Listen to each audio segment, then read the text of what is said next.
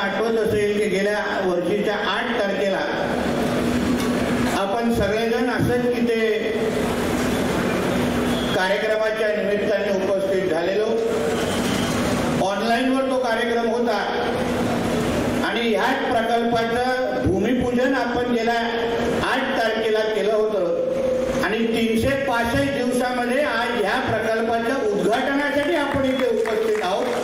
यासाठी खऱ्या अर्थाने या प्रकल्पाचे शिल्पकार सन्मान्य आमचे पालकमंत्री सन्मान्य रवींद्र चव्हाण साहेबांना आणि सार्वजनिक बांधकामचे आमचे सर्व गुरुजी असतील आणि त्यांच्या सर्व सहकाऱ्यांना मी ह्या भागाचा लोकप्रतिनिधी आमदार म्हणून मनापासून आपले अभिनंदन करतो. आज ह्या रेल्वे स्टेशनच्या इथे उभं राहिल्यानंतर आपण एका एअरपोर्टवर उभा आहोत का अशा पद्धतीचा भास निश्चित पद्धतीने इथे येतो. अतिशय सुसज्ज असं हा आपला रेल्वे स्टेशन आज आपल्या सगळ्यांसाठी इथे उपलब्ध केलेला आहे. कामाचा दर्जा असो, कामाचे नियोजन असो आणि प्रत्येक येणाऱ्या प्रवासीसाठी त्याची काळजी घेण्याच्या दृष्टिकोनातून छोट्यातल्या छोट्या गोष्टींचं नियोजन या रेल्वे स्टेशनमध्ये आज करण्यात आलेलं आहे.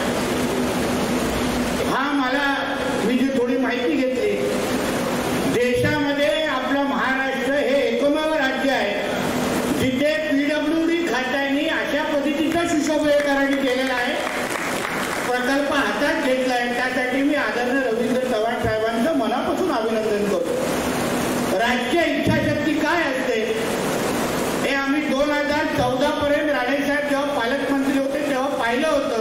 त्याच्यानंतर थोडा गॅप पडला आणि आता आमचे रवींद्र चव्हाण साहेब पालकमंत्री झाल्यानंतर तोच अनुभव आम्हाला परत येतो आहे.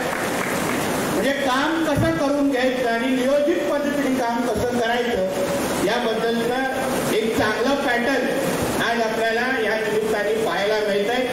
आज प्रत्येक रेल्वे स्टेशनकडे गेल्यानंतर एक वेगळ्या पद्धतीचा अनुभव आणि वेगळ्या पद्धतीची चर्चा आपल्याला ऐकायला मिळते. मग रेल्वे स्टेशन म्हटलं तर आपल्याला सातत्याने प्रवाशांची तक्रारी असायच्या, काही त्यांचे प्रश्न असायचे, अशाच गोष्टी जास्त ऐकायला मिळाल्या. पण आज जेव्हा ह्या रेल्वे स्टेशनमध्ये उभं राहिल्यानंतर आपल्याला अभिमान वाटतो की आपण आपल्या जिल्ह्यातल्या एका रेल्वे स्टेशनमध्ये उभा आहोत आणि हे एअरपोर्ट सारखा आपल्याला अनुभव घेतो आहे. हे निश्चित पद्धतीने कौतुकपर आहे. आणि हे सगळं बोलत असताना मी आवर्जून आपले PWD खात्यातले जेवढे अधिकारी आहेत जे आमच्या चव्हाण साहेबांच्या नेतृत्वात काम करतात, आमचे सर्व गोडजी असतील आणि त्यांची पूर्ण टीम, मला नाही वाटत असेल की ते आत्तापर्यंत रात्री झोपले असतील. 8 सेकंडात सातत्याने काम करतायत. चव्हाण साहेब जे जे निदर्शनं देत आहेत ते व्यवस्थित पूर्ण करण्याचं काम त्यांच्या खात्यातले सगळे अधिकारी करतायत. पण मनापासून त्यांचं अभिनंदन करेल.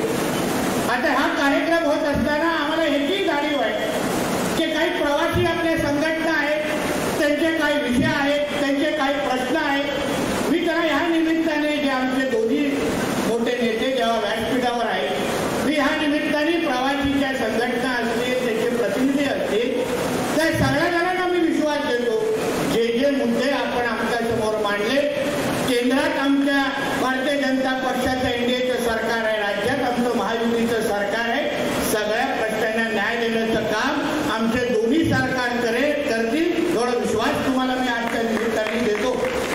याचबरोबर जे प्लॅटफॉर्म्स आहेत, प्रामुख्याने विषय जसे हे कार्यक्रमाला चर्चेला आला की बाबा एवढं सुशोभीकरण करतात प्लॅटफॉर्मवर पण आम्हाला चप्पलची गरज आहे, ती जाणीव आमच्या रवींद्र चव्हाण साहेबांना आहे. त्याची नोंद पण त्यांनी घेतलेली आहे. तसंच राणे साहेब आता कोकणामध्ये आपलं प्रतिनिधित्व करताय, म्हणून तुम्ही या सगळ्या प्रश्नांची काळजी करू नका. जसं ह्या रेल्वे स्टेशनचं सुशोभीकरण झालंय त्याच पद्धतीने प्लॅटफॉर्मचे काही जे महत्वाचे प्रश्न असतील तेही सोडवले जातील एवढा विश्वास आणि शब्द तुम्हाला मी आजच्या निमित्ताने देतो.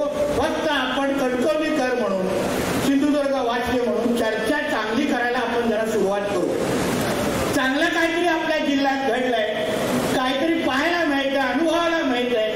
मधु दंडवते साहेबांनी बघितलेलं कोकण रेल्वेसाठी जे स्वप्न होतं ते जसं आदरणीय राणे साहेबांनी पुढे ताकदीने पुढे घेऊन गेले, त्याच पद्धतीने आमचे रवींद्र चव्हाण साहेब पण त्याच ताकदीने पुढे घेऊन जात आहेत. म्हणून आम्ही कुठलेही प्रश्न सोडवण्यामध्ये कुठेही माझे पुढे बघणार नाही. आता काही बॅनर पण इथे मुद्दामून